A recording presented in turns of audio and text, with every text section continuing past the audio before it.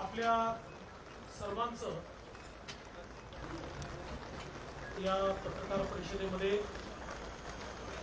हिवाळी अधिवेशनाच्या निमित्ताने माननीय मुख्यमंत्र्यांच्या वतीनं मी मनपूर्वक स्वागत करतो। उद्यापासून अधिवेशन सुरू होणार आहे आणि त्याच्या पूर्वसंध्येला आपण सर्व लोक एकत्रित आलो आहोत। आज महापरिनिर्वाण दिवस आहे। सकाळीच आम्ही चैत्यभूमीवर जाऊन भारतरत्न डॉक्टर बाबासाहेब आंबेडकरांना मानवंदना अर्पित केली आहे आणि या अधिवेशनाच्या निमित्ताने आपल्याला कल्पना आहे की नुकतंच जे चक्रीवादळ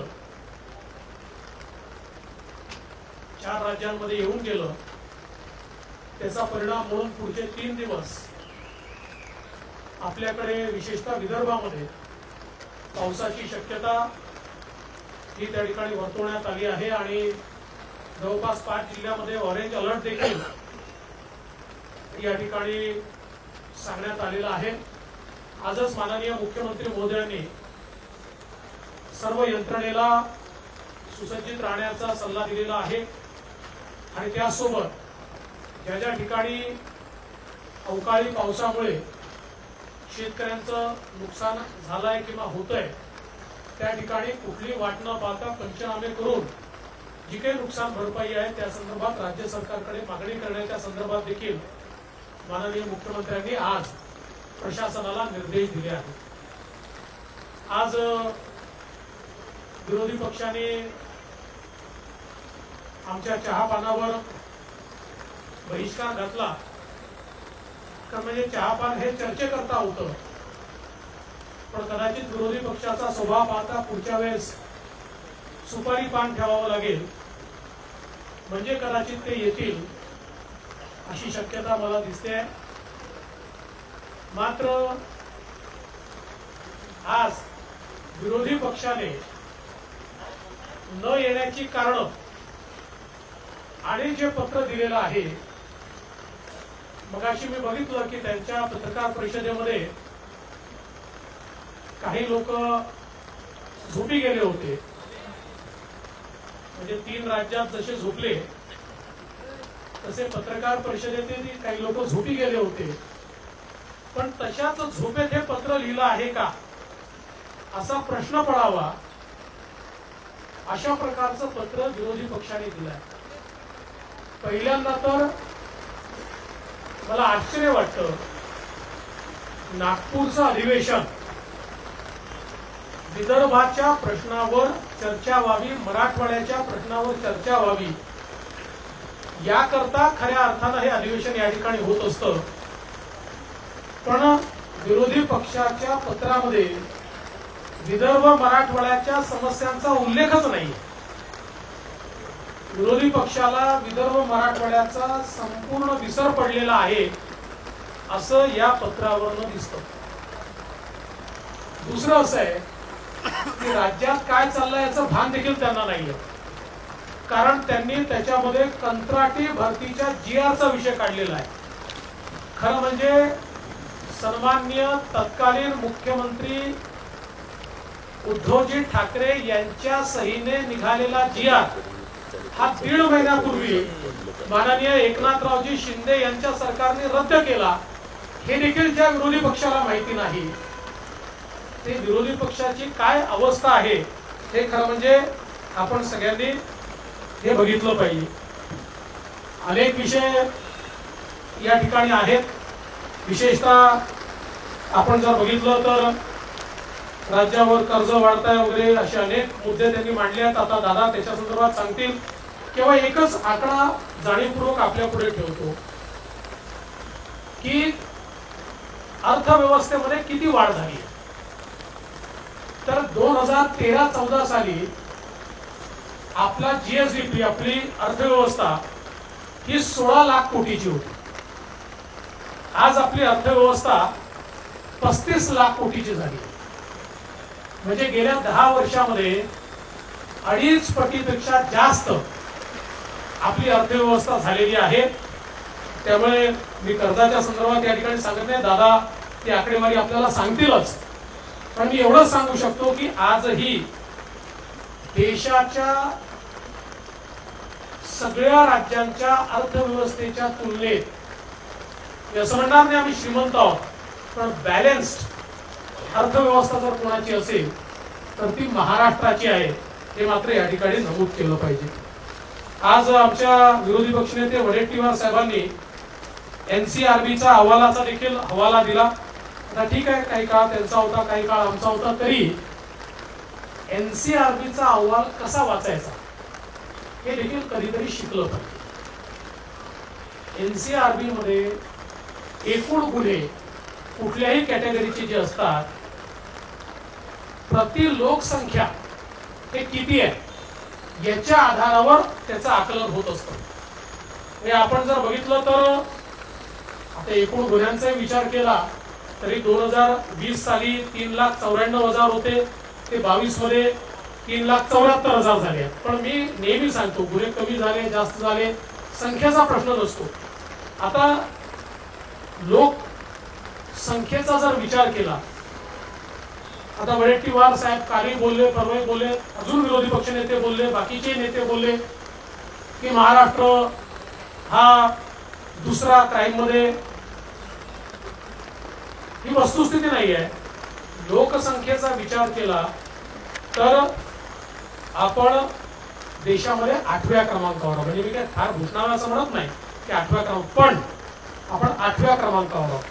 आपण जर खुनाचा विचार केला जो एक अतिशय महत्वपूर्ण गुन्हा मानला जातो तर त्यात महाराष्ट्र 17व्या क्रमांकावर आहे.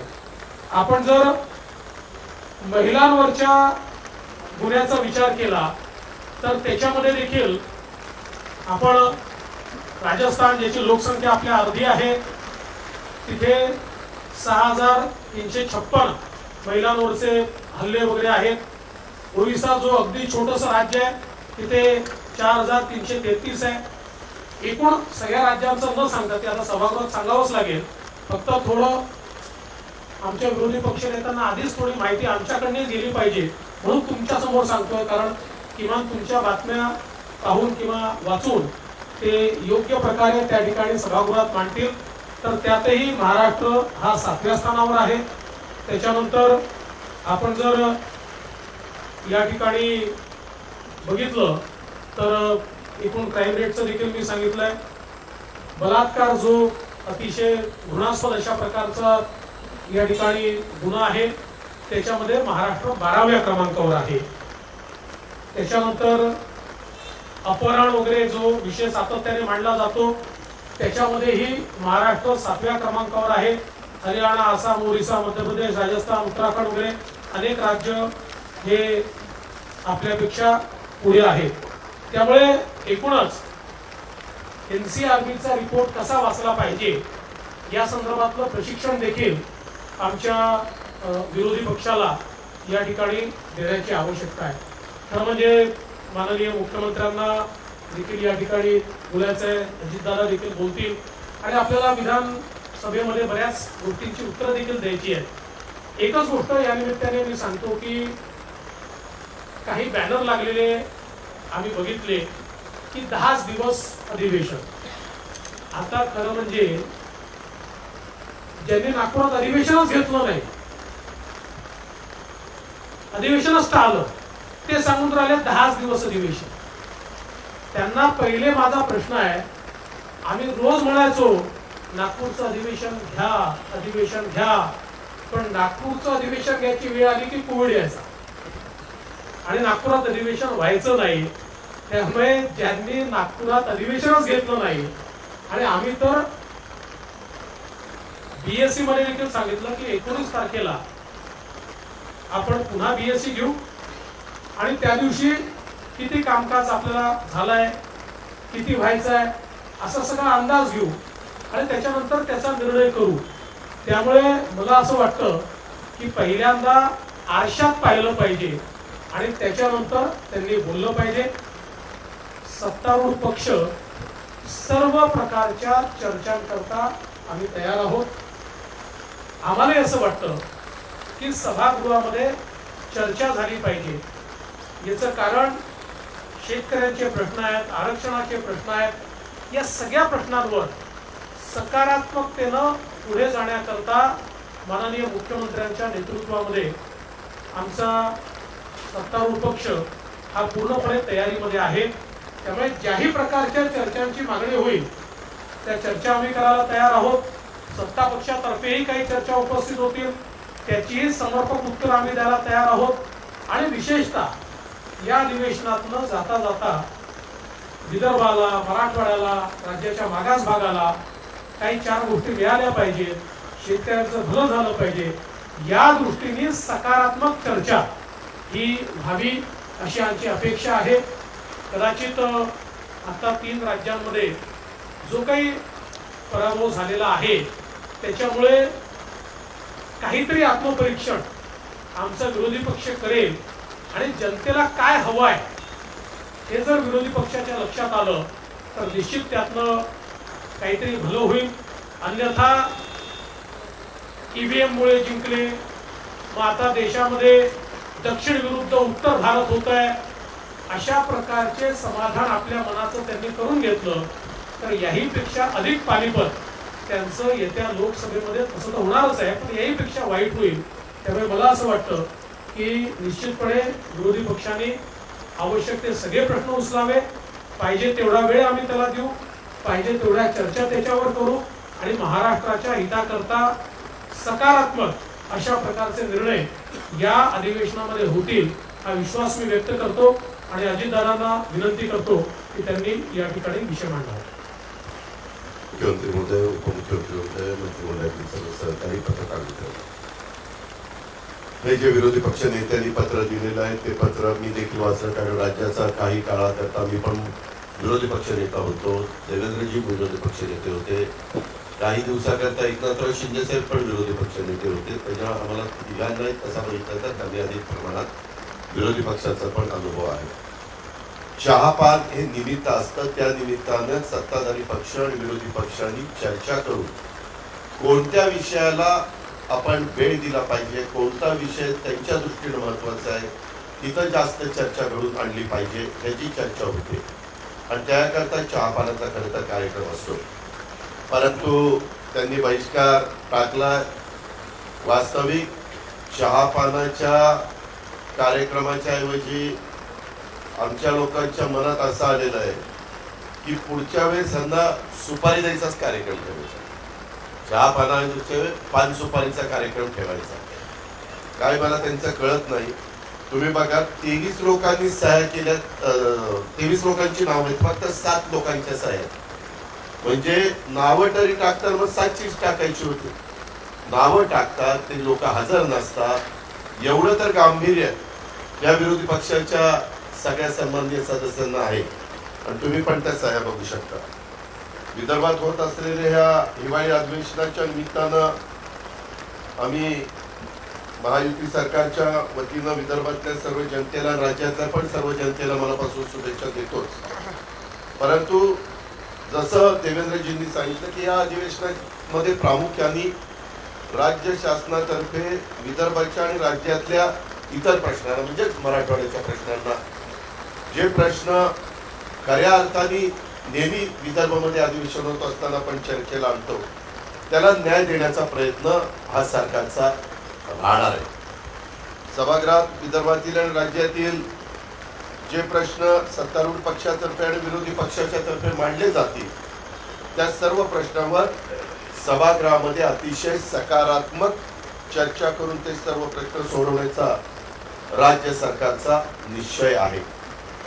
या अधिवेशनात मी पुरवणी मागण्या मुख्यमंत्र्यांच्या नेतृत्वाखाली, उपमुख्यमंत्र्यांच्या मार्गदर्शनाखाली सादर करणार आहे मंत्रिमंडळाच्या संमतीनं। आणि पुरवणी मागण्यामध्ये आम्ही अतिशय समर्पक अशा प्रकारची उत्तरं देऊन सभासदांचं समाधान होईल असा प्रयत्न आमचा राहील।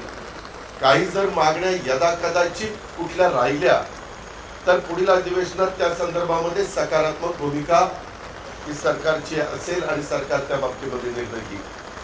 विदर्भात शेती संदर्भामध्ये प्रामुख्याने आपल्याला माहिती आहे कापूस, सोयाबीन, तूर, धान, संत्रा आणि इतर पिकांबाबत आणि राज्यातील इतर भागातील विशेषतः जो अवकाळी पाऊस पडतोय त्यामुळे झालेल्या अतिवृष्टीमुळे नुकसान झालेल्या नुकसानग्रस्तांना आणि काही भागामध्ये दुष्काळ जाहीर केलेला आहे त्याची पण परिस्थिती आहे. त्या मागणीला योग्य न्याय देण्याचं काम त्या सरकारच्या माध्यमातून एकनाथराव शिंदेच्या नेतृत्वाखाली होईल. बाकीच्या बाबतीमध्ये मुख्यमंत्री महोदय बोलतील, परंतु त्याच्यातला एक मुद्दा हा अर्थ विभागाशी संबंधित आहे ज्याचा थोडासा उल्लेख देवेंद्रजींनी केला आणि त्याबद्दल मी राज्याचा अर्थमंत्री म्हणून सांगू इच्छितो की त्यांनी 6.5 लाख कोटी कर्जाचा उल्लेख केलेला आहे. वास्तविक माझ्या माहितीप्रमाणे 23-24 मार्च पर्यंत एकूण कर्ज अंदाजे अर्थसंकल्पीय अंदाज आहे तो 7 लाख कोटी होण्याची शक्यता आहे. यावर्षी आपण 1,20,000 कोटीचं कर्ज काढू शकतो जो रेशो केंद्र सरकारने ठरवून दिलेला आहे आणि त्याचं अनुकरण बहुतेक राज्य करण्याचा प्रयत्न करत असतात. आपल्याला 1,20,000 कोटी जरी कर्ज काढता येत असलं तरी देखील आम्ही शिंदे साहेबांच्या नेतृत्वाखाली 80,000 कोटीचं कर्ज काढण्याचा आमचा अंदाज आहे. तसं आम्ही ठरवलेलं आहे. कर्जाची परतफेड जे काही आजपर्यंत कर्ज काढलेलं असतं ते राज्य सरकारला द्यावं लागतं. त्याच्यामध्ये मुद्दल आणि व्याज धरून साधारण 53,000 कोटी रुपये आम्हाला त्याच्यात द्यावे लागणार आहेत.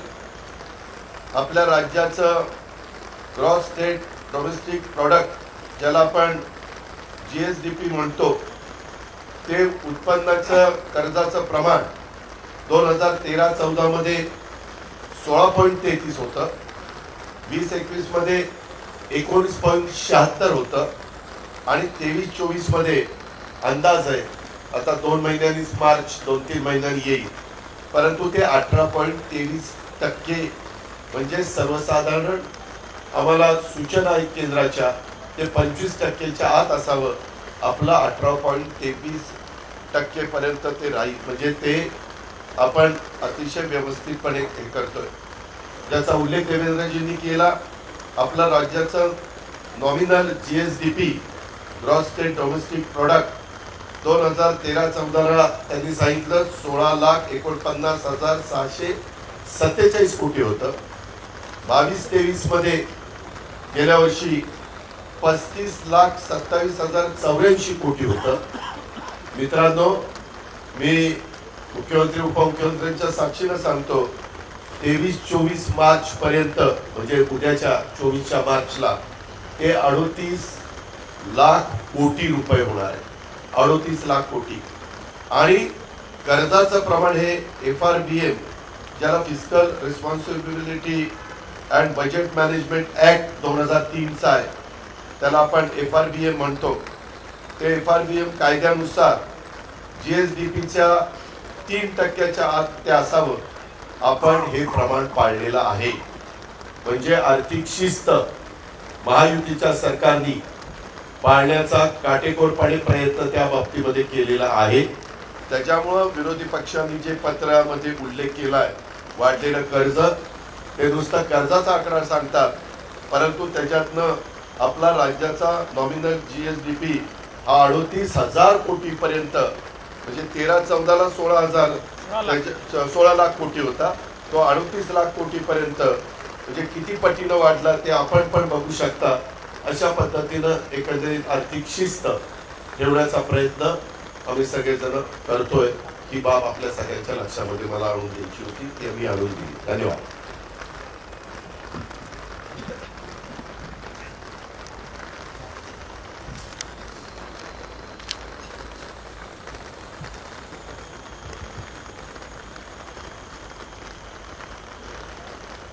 हिवाळी अधिवेशन उद्यापासून सुरू होत आहे आणि आजच्या या पत्रकार परिषदेला उपस्थित आपले दोन्ही उपमुख्यमंत्री, आमच्या मंत्रिमंडळातील सर्व सहकारी आणि पत्रकार मित्रांचं मी मनापासून स्वागत करतो. चहापानाचा विषय दोघांनी उल्लेख केलेला आहे. खरं म्हणजे चहापान म्हणजे काही विरोधी पक्षाच्या सूचना असतात. नागपूरमध्ये अधिवेशन असलं की विदर्भातले काही प्रश्न, त्याच्यातून चर्चा. परंतु चहापानावर त्यांनी नेहमीप्रमाणे बहिष्कार घातलेला आहे आणि त्या बाबतीमध्ये काय तुम्ही सुपारी काय म्हणाले, सुपारी पान सुपारीचं सुपारी पान. पण मला वाटतं मगाशी विरोधी पक्षाने काहीतरी कुठल्या तरी पत्रकाराला विचारलं काय तर सुपारी घेऊन बोलतोय का, काहीतरी असं झालंय ना, बरोबर ना, झालंय ते. म्हणजे त्यांचा विश्वास न्यायालयावर पण नाही, यंत्रणेवर पण नाही, पत्रकारांवर पण नाही. जे त्यांच्या बाजूने बोलतील ते चांगले, जे काही प्रश्न विचारतील ते विरोधक वाईट. म्हणजे एक अवसान गळालेला विरोधी पक्ष. खरं म्हणजे एक जो कॉन्फिडन्स लेवल गमावलेला विरोधी पक्ष कसा असतो तर या आजच्या पत्रकार परिषदेमध्ये आपण पाहिलेलं आहे. अजितदादा म्हणाले किती सह्या, 23 लोकांची नावं आणि 7 सह्या, आणि त्यातले 3 झोपले होते. त्यामुळे विरोधी पक्ष नेता जेव्हा बोलत असतो, जेव्हा त्याच्यात काही दम मुद्दे असतात, तेव्हा सगळे अगदी ऐकण्याच्या मनस्थित असतात. पण आम्ही तर मुंबई नागपूरचा प्रवास करत होतो विमानामध्ये, त्यामुळे त्यांनी काय म्हटलं हे आम्हाला सगळं कळलं नाही. पण पत्र जे दिलं त्या पत्रामध्ये एवढे सगळे मुद्दे आणि बिनबुडाचे मुद्दे, अंतिम आठवडा प्रस्ताव त्यांनी आजच दिलाय, म्हणजे तो पुढे द्यायचा तो अगोदर. त्यामुळे एक खरं म्हणजे 4 राज्यातल्या ज्या काही निवडणुका आणि 3 राज्यातले निकाल जे लागले, त्यामुळे त्यांची परिस्थिती अशी झालेली असं वाटतंय. तर ठीक आहे, लोकशाहीमध्ये जनता जनार्दनाचा कौल महत्त्वाचा असतो. आणि जे मोदीजींवर टीका करत होते, मोदीजींचा करिश्मा संपला, आता बघा काय होतंय, ते या देशातल्या जनतेने दाखवून दिलं. 3 राज्यांमध्ये घवघवीत यश मिळालं. जनता जनार्दनाने मोदी गॅरंटीवर विश्वास ठेवला आणि पुढचं काय बोलत नाही मी. आणि येणाऱ्या लोकसभेच्या निवडणुकांमध्ये मोदीजी पुन्हा प्रधानमंत्री होतील याची गॅरंटी देऊन टाकली. त्यामुळे एक कॉन्फिडन्स लेवल गेलेली आहे. आणि म्हणून मी एवढंच सांगतो की त्यांना म्हणून बिनबिडाचे जे काही आरोप केले त्यांनी, त्याच्या बाबतीमध्ये उहापोह आपल्या गृहमंत्री महोदयांनी देवेंद्रजींनी केला. आणि आकडे जे आपले कर्जाचे ते अजितदादांनी या ठिकाणी त्याची माहिती दिलेली आहे. पण मी त्यांना एवढंच सांगतो, मुख खोलने से पहले सोचना सीख ले, पहिले तो अपने अंदर झाक के देख ले. स्वतःच्या गिरेबांमध्ये जरा बघा काय परिस्थिती आहे ती. आणि आता अगोदर ज्या निवडणुका आता मी त्याचा उल्लेख केला, त्याच्या अगोदर फार मोठ्या मोठ्या बाता होत्या. पण जसा रिझल्ट लागल्यानंतर चर्चा बदली झाली. ठीक आहे, त्याच्यावर मी जात नाही. परंतु मी एवढंच सांगतो, हे नागपूरचं आमचं दुसरं अधिवेशन आहे हिवाळी सरकारचं आमच्या. आणि विरोधी पक्षाचं जसं देवेंद्रजी म्हणाले, विदर्भात अधिवेशन असल्यानंतर विदर्भाच्या प्रश्नांना महत्त्व दिलं पाहिजे. परंतु यांना काय काय पत्रामध्ये लिहिलंय ते तुम्हाला माहीत आहे. आणि म्हणून विदर्भामध्ये हे अधिवेशन होतंय. विदर्भाशी आमचं एक नातं आहे आणि नक्कीच या विदर्भातल्या जनतेला या अधिवेशनामधून न्याय देण्याचं काम नक्की केलं जाईल. मुख्यमंत्री आणि आमचं सरकार याला न्याय देताना एक विशेष आनंदही आम्हाला होईल. आणि विदर्भाच्या सर्वांगीण विकासासाठी ठोस आणि कालबद्ध रीतीने जे काही प्रकल्प आहेत, जो योजना आहेत, निर्णय आहेत, ते पूर्णही केले जातील असं मी या ठिकाणी आश्वासन देखील देऊ इच्छितो. 1.5 वर्षाच्या काळामध्ये आमच्या सर्वसामान्यांचं हित आम्ही डोळ्यासमोर ठेवलं. आज समाजातल्या प्रत्येक घटकापर्यंत पोहोचण्याचं काम आमच्या सरकारने केलेलं आहे. आणि सरकारच्याच या लोकप्रियतेमुळे जे विरोधकांना देखील धडकी भरली आहे, त्यांच्या तोंडचं पाणी पळालंय आणि पायाखालची वाळू सरकलेली आहे. आणि म्हणूनच त्यांनी खूप मोठ्या प्रमाणावर आरोप केलेत, प्रत्यारोप केलेत. त्यांची इंडिया आघाडी, आता इंडिया आघाडी आहे ना दादा, इंडिया अलायन्स पण कुठली वाटतं. ते कालच्या बैठकच नाही पुढं म्हणजे 3-4 लोक आलेच नाही ना, त्यामुळे ठीक आहे. असो, शेवटी 3 राज्यांनी दाखवून दिलंय आणि महाराष्ट्रात देखील अतिशय चांगलं वातावरण आहे. त्यामुळे जनता जनार्दनाचा आशीर्वाद सरकारच्या पाठीशी आहे. आणि म्हणूनच शासन आपल्या दारीच्या बद्दल देखील काही टीका त्यांनी केली. शासन आपल्या दारी हा काल धनंजय मुंडे इकडे होते मगाशी. धनंजय मुंडेंच्या बीडमध्ये काल कार्यक्रम झाला. 70-80 हजार लोक लाभार्थी एका छताखाली 18-20 कार्यक्रम झाले. जवळपास 1,85,00,000 लाभार्थ्यांनी लाभ घेतला. 2 कोटीपर्यंत गेले. आणि जर ते असं म्हणत असतील की हा इव्हेंट आहे, तर मला वाटतं 2 कोटी लोकांना मदत आणि योजनांचा लाभ देणारा त्यांना इव्हेंट वाटत असेल तर ठीक आहे. लोकांसाठीचा आणि लोकांच्या फायद्याचा इव्हेंट सरकारला करायला देखील त्याच्यामध्ये समाधान वाटेल. आणि शेवटी आज ज्या पद्धतीने जे प्रतिसाद मिळतोय त्या शासन आपल्या दारीमध्ये, जे आमचे जिल्हाधिकारी, BDO, CO, सगळे तलाठी, तहसीलदार ज्या पद्धतीने एकेका जिल्ह्यामध्ये नोंदणी करतायत आणि लाभार्थ्यांची संख्या लाभार्थ्यांच्यापर्यंत जात आहेत आणि लाभार्थी स्टेजवर येत आहेत, आपापला लाभ घेऊन जात आहेत, हे चित्र कधी कुठे पाहायला मिळालंय. त्यामुळे हे पोटदुखी आहे. ठीक आहे, जाऊ द्या, त्यांना ज्या वाटायचं ते वाटू द्या. त्याचबरोबर ते म्हणाले आमचे नैसर्गिक आपत्ती, शेतकरी अडचणीत आहे, शेतकऱ्याला वाऱ्यावर सोडलंय. आपल्याला मी सांगतो, आजवर म्हणजे 2.5 वर्षाचा काळ मागचा सोडला तर शासनाने, आमच्या सरकारने सगळे नियम बाजूला ठेवले. NDRFच्या दुप्पट केलं, 2 हेक्टर ते 3 हेक्टर केले. सततच्या पावसाला आपण कुठे कशामध्ये बसत नव्हतं ते आपण केलं.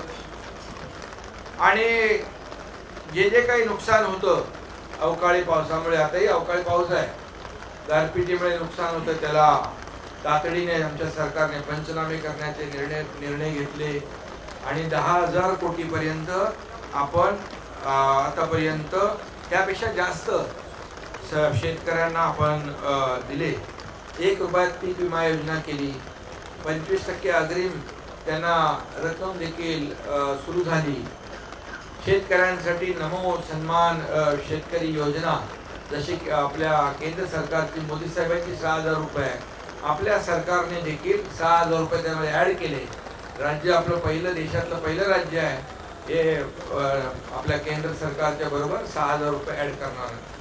आणि त्याचबरोबर जे महाविकास आघाडी, दादांना माहिती आहे, ते 50,000 रुपये द्यायचे होते ना, नियमित कर्जफेड करणाऱ्यांना 50,000 रुपये द्यायची घोषणा केली. दिले नाही, दिले आम्ही. त्यामुळे शेतकऱ्यांच्या बद्दल बोलायचा नैतिक अधिकार काय? खरं म्हणजे शेतकऱ्यांच्या तोंडाला पानं पुसण्याचं काम त्या लोकांनी केलं. त्यांनी काय आम्हाला सांगावं? जे कधी घरातून बाहेर पडले नाहीत ते शेताच्या बांधावर जाण्याच्या बात्या आमच्यावर करतायत.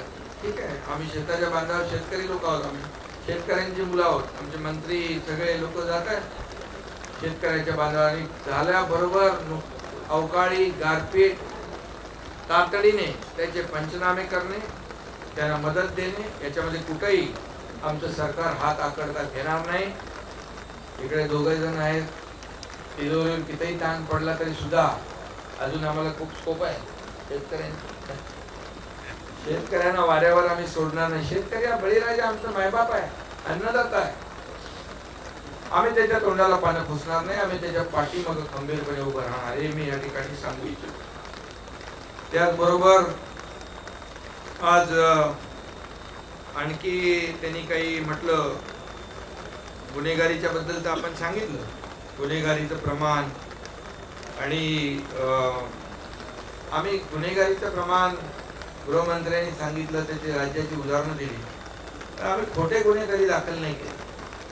जे आहे वस्तुस्थिती ती मांडली, ती नोंद झाली. पण जसं 2.5 वर्षाच्या काळात कुणाकुणावर खोटे खोटे गुन्हे दाखल केले ते आपल्याला माहित आहे. राणेसाहेब असतील, हनुमान चालीसा वाचला त्याच्यावर जेलमध्ये टाकलं. कुठले आणि कोण? गिरीश महाजन, तो जेलमध्ये मोकाट टाकत होते. अजून 4-5 लोकांची नावं होती. हे म्हणजे खोटे गुन्हे दाखल करण्याचं काम, ते पाप आम्ही नाही केलं.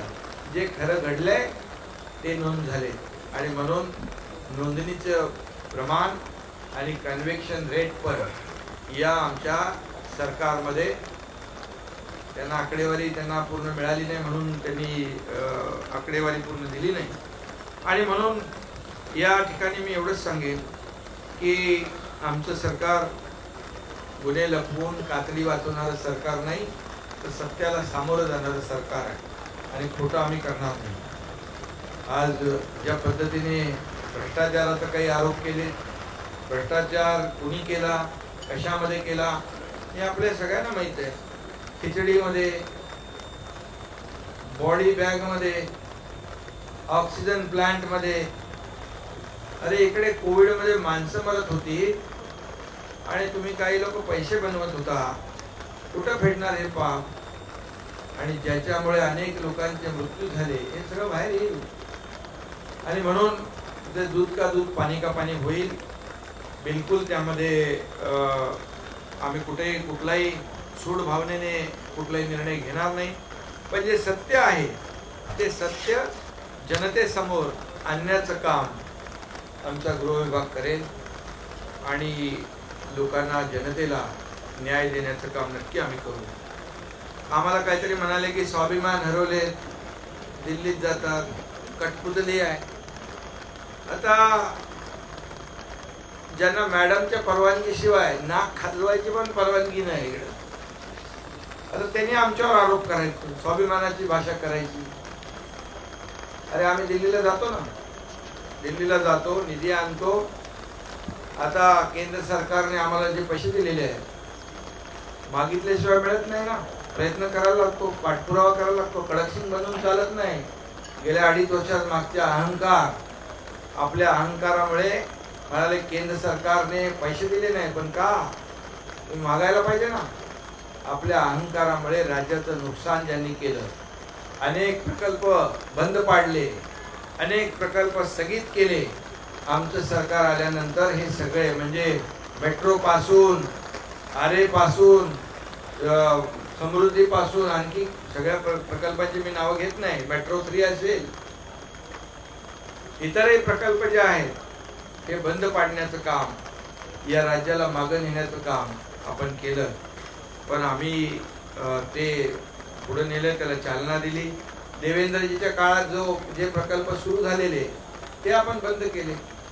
जलयुक्त शिवार सारख्याची चौकशी लावली. जे शेतकऱ्यांच्या अतिशय जिव्हाळ्याचे प्रकल्प होते ते आम्ही सुरू केले. आणि त्यामुळे विकासाच्या बाता आपण मारताय. लोकांना माहीत आहे, लोक सुज्ञ आहेत. त्यामुळे मी एवढंच सांगतो की सत्ता काबीज करण्याचं ज्यांचं ते काय स्वप्न होतं, त्या 3 निवडणुकांनी पूर्णपणे साफ केलेलं आहे. त्यांचे सत्ता काबीज करण्याचे जोर पूर्णपणे कापले. त्यामुळे ते असं कठपुतली आणि या सगळ्या गोष्टी बोलतात. हा, आम्ही लोकांसाठी काम करतोय आणि आम्हाला अभिमान आहे. आमच्या दोऱ्या लोकशाहीच्या आणि लोकांच्या हातात आहे. आम्ही लोकांच्या साठी काम करतोय. त्यामुळे मी जास्त बोलत नाही. नंतर आणखी आपल्याला अधिवेशन बाकी आहे.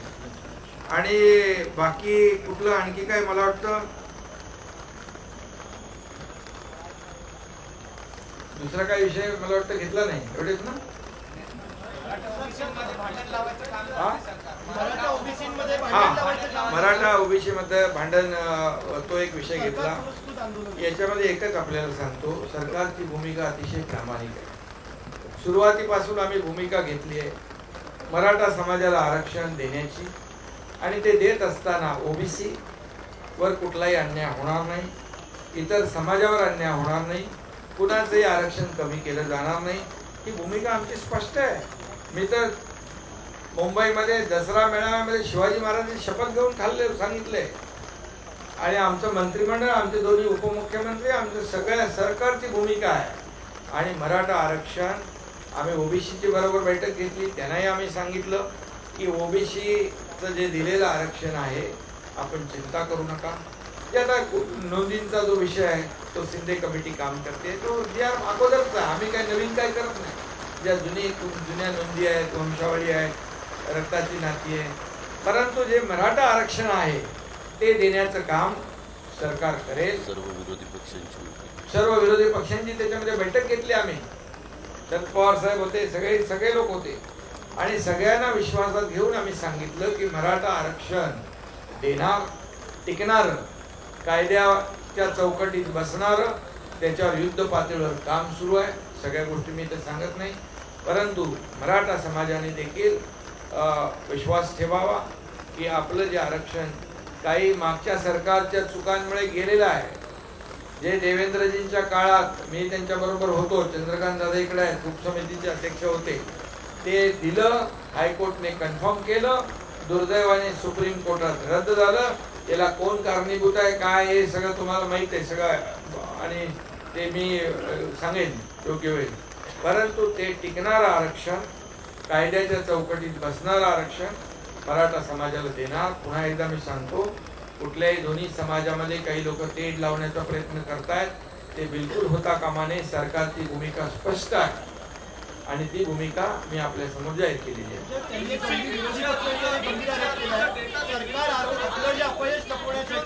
आंदोलन जी होत्या की सरकार पुरस्कृत आहे आणि सरकार आपलं अपयश लपवण्यासाठी येतं. आता तो बिद्रे कुठं भेटला होता कोणाला? बिद्रे तिकडे तो दगड मारणारा, त्याच्याबरोबर फोटो कोणाचे होते? आता सगळं आम्हाला माहित आहे. ते पोलीस काम करतील आणि त्याच्यामध्ये दूध का दूध, पाणी का पाणी होईल. या सगळ्या जे काय आंदोलन आहे त्याच्या मागे कोण आहे ते कळेल.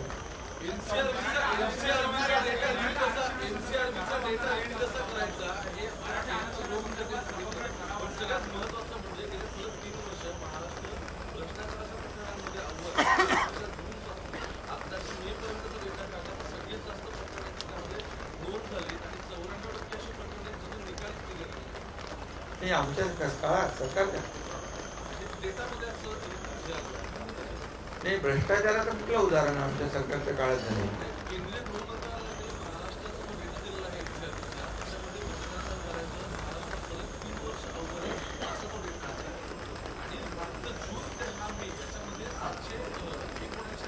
असं नाहीये. त्याच्यामध्ये असं आहे की आता केंद्र सरकारने जी काही पूर्वीची भ्रष्टाचाराच्या संदर्भातला जो कायदा होता, या कायद्यामध्ये जी काही कन्सेंट घ्यावी लागायची त्या कन्सेंटची पद्धती बदलली. ती बदलल्यामुळे आता काही प्रकरणं हे त्या कन्सेंटमध्ये बसत नाहीत. त्यामुळे ती विभाग ती कन्सेंट त्या नियमानुसार त्या ठिकाणी देत नाही. एवढाच हा विषय आहे. बाकी एक गोष्ट, आपण या गोष्टीचं खरं म्हणजे ठीक आहे, भ्रष्टाचारचं समर्थन करताच येत नाही, पण महाराष्ट्रामध्ये भ्रष्टाचार विरोधी आपलं जे पथक आहे हे सातत्याने कारवाई करतं. ही कारवाई करतं म्हणून लोक पकडले जातात. त्याच्यामुळे जर कारवाईच केली नाही, म्हणजे आता इतर राज्य जे आहेत त्या राज्यामध्ये काय होतं याच्यावर मला कमेंट करायचं नाही, पण महाराष्ट्रामध्ये मात्र एसीबी काम करते. आणि आम्ही जे गृहसचिव आहेत या गृहसचिवांना अतिशय स्पष्टपणे सांगितलं आहे की विभागांना ज्या कारण त्या प्रत्यक्ष विभागांना ती कन्सेंट मागितली जाते, त्या विभागांना सांगा की 3 महिन्यामध्ये नियमात बसत असेल तर कन्सेंट द्या, नियमात बसत नसेल तर कन्सेंट नाकारा. कुठलेही प्रकरण पेंडिंग ठेवू नये असे आम्ही स्पष्ट निर्देश दिले आहेत. सर, आरोग्य विभागाच्या भ्रष्टाचारावर हा प्रश्न उपस्थित केला विरोधी पक्षनेत्यांनी. औषधी खरेदीबाबतही अद्याप निर्णय नाही झाला असे ते म्हणाले.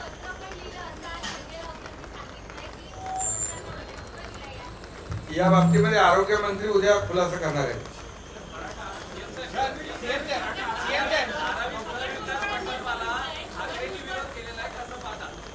अरे ते तर प्रत्येक विकास कामाला विरोधच करतात.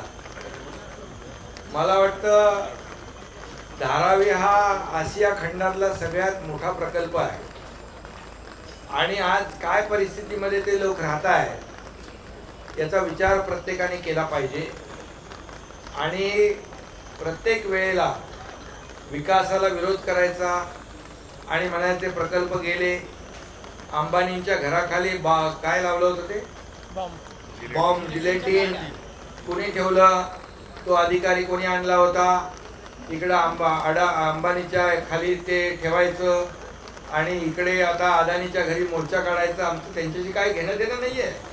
पण हे जे विकास प्रकल्प जे आहेत हे जेव्हा लोकांच्या हिताचे, मग समृद्धी असेल नाही तर आणखी जे काही मेट्रोचे प्रकल्प असतील, याला प्रत्येक प्रकल्पाला विरोधासाठी विरोध करता कामा नये. ठीक आहे, काही कारण असेल तर जरूर करा, परंतु विकास विरोधी भूमिका नेहमीच त्यांनी घेतलेली आहे. खरं म्हणजे धारावीच्या नागरिकांनी, धारावी हे लोक आशिया खंडातला सगळ्यात मोठी झोपडपट्टी आहे, ती पाहायला लोक येतात. आमच्या सरकारने ठरवलंय त्याचा पुनर्विकास होऊन लोक बघायला आले पाहिजे. आशिया खंडामध्ये नाही जगामध्ये एक भव्य असा मोठा प्रकल्प करण्याचा निर्णय आम्ही घेतलाय. खरं म्हणजे तिथले लोकच उद्या जे विरोध करतायत, उलटा मोर्चा तिकडे काढला तर मला वाटत नाही आश्चर्य वाटणार नाही. एक अजून याच्यामध्ये एक अजून मुद्दा मी मुख्यमंत्र्यांच्या परवानगीने सांगतो. बघा, नाणारला विरोध केला, नवीन जागा त्यांनी पत्राने सुचवली केंद्र सरकार, आणि मग तिथे ज्यावेळेस काम सुरू केलं तर तिथे देखील विरोध केला. धारावीमध्ये पहिलं टेंडर जे दिलं होतं ते रद्द केलं. हे जे दुसरं टेंडर ज्याच्यावर ते आक्षेप घेत आहेत, ज्या काही कंडिशन बदललेल्या आहेत त्या सगळ्या उद्धव ठाकरे सरकारने बदललेल्या आहेत. सगळ्या अटी शर्ती याच्या उद्धव ठाकरे सरकारने तयार केलेल्या अटी शर्ती आहेत. कुठल्याही अटी शर्ती शिंदे सरकारने तयार केलेल्या नाहीत. जे काही बदल केले जुन्या अटी शर्तींमध्ये ते उद्धव ठाकरे सरकारने केलेले. आता पुन्हा त्याला विरोध. माझा स्पष्ट आरोप आहे, धारावीच्या लोकांना झुंजवत ठेवायचं, गरीबाला घर मिळू द्यायचं नाही, हाच प्रयत्न याच्यामध्ये आहे. खरं म्हणजे आम्ही तर त्याच्यात बदल करून ही ट्रान्सपरन्सी आणली आहे की आता टीडीआरचा सेल हा बुकवर करता येणार नाही. आता टीडीआरचा सेल हा डायनामिक प्लॅटफॉर्मवर करावा लागेल आणि ओपन टू ऑल प्लॅटफॉर्मवर करावा लागेल. हा ओपन डिजिटल प्लॅटफॉर्मवर करावा लागेल. ही ट्रान्सपरन्सी याच्यामध्ये आम्ही आणलेली आहे. बाकी सगळ्या गोष्टी त्यांनी ठरवलेल्या.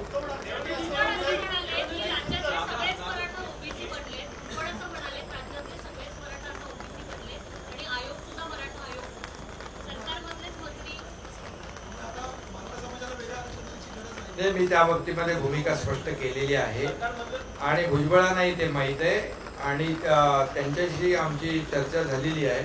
त्यामुळे कुठलाही गैरसमज नको. मराठा समाजाला आरक्षण देताना इतर कुठल्याही समाजावर अन्याय होणार नाही. मराठा समाजाला आरक्षण देण्यासाठी जी भूमिका, जे काही करायचं आहे, जी प्रक्रिया करायची आहे ती युद्ध पातळीवर सुरू आहे.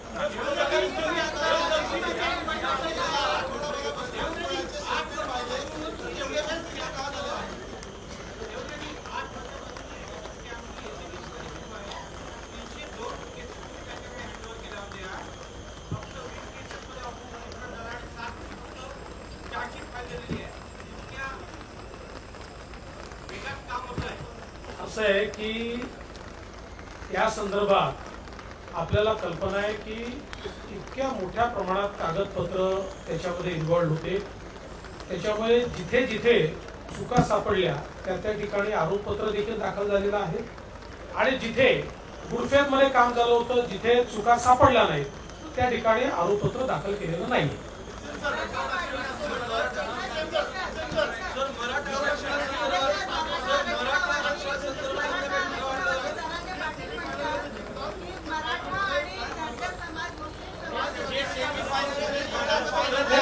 त्यांना हे माहिती नाही, त्यांना हे माहिती नाही की 2013 साली आम्ही राजस्थान, छत्तीसगड, मध्य प्रदेश जिंकलो होतो आणि 14 मध्ये आम्ही लोकसभा जिंकलो. 18 मध्ये 3 राज्य हरलो तरी 19 मध्ये जिंकलो. त्याच्यामुळे आता तर 19 साली अभूतपूर्व विजय आमचा होणार.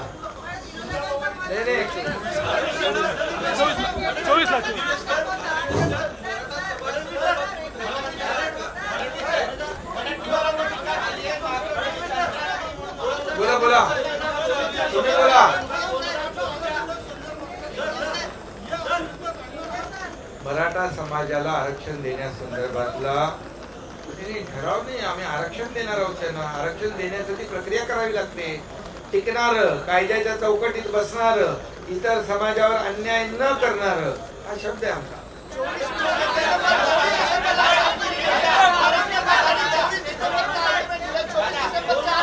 अरे बाबा, त्यांचं ते कुणबी नोंदी ज्या आहेत ना, जस्टिस शिंदे कमिटीने सुरू केलेलं काम आहे, त्याच्या बाबतीमध्ये त्यांनी ते म्हटलेलं आहे. परंतु ते त्या 24च्या तारीख येऊ दे, अजून वेळ आहे त्याला.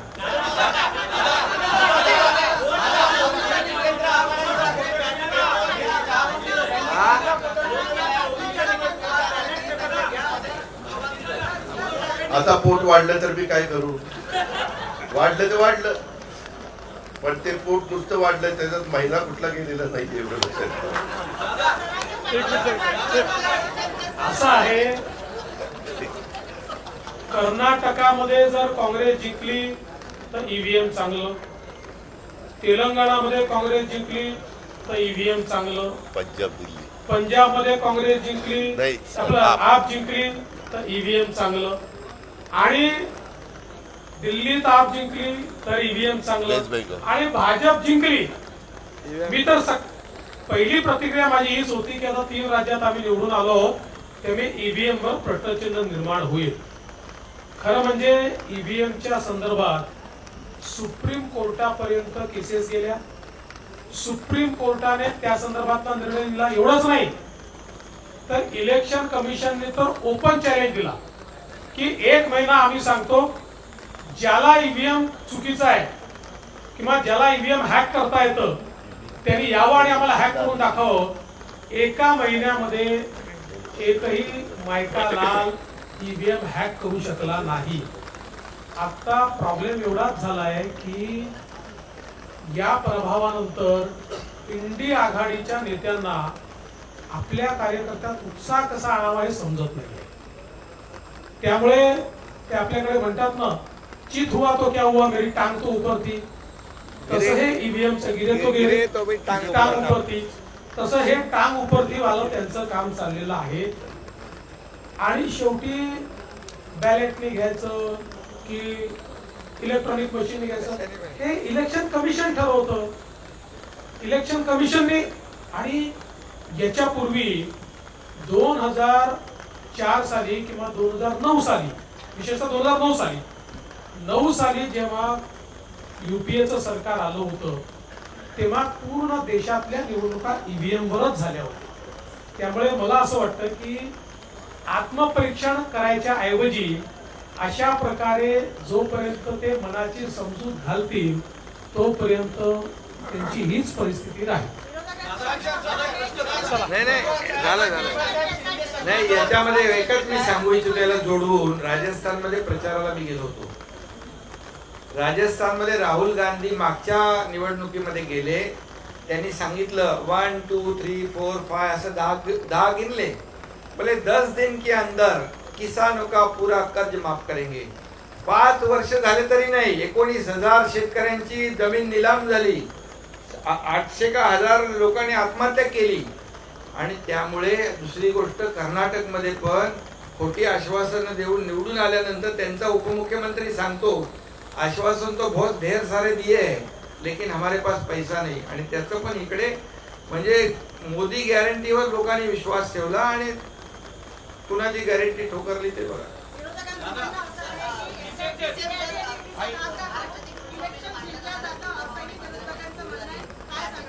आता त्यांना आरोप करायला दुसरी जागाच नाही ना. इथे असं थम्पिंग मेजॉरिटी येते का कधी?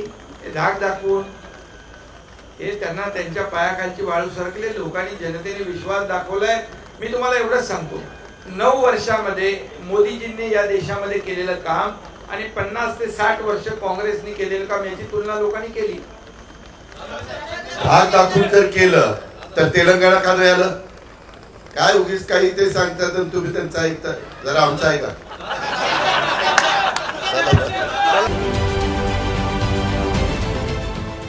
देश विदेशातील प्रत्येक घडामोडींचे लाईव्ह अपडेट मिळवण्यासाठी आता साम टीव्हीच्या सर्व सोशल मीडिया प्लॅटफॉर्मला लाईक, फॉलो आणि सबस्क्राईब करा.